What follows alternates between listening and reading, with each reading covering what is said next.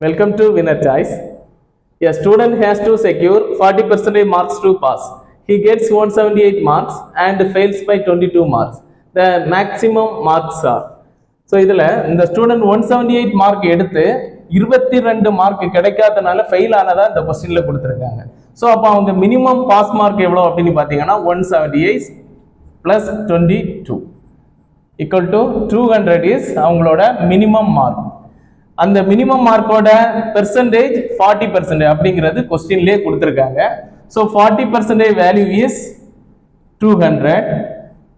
தென் maximum mark அப்படிங்கிறது 100%.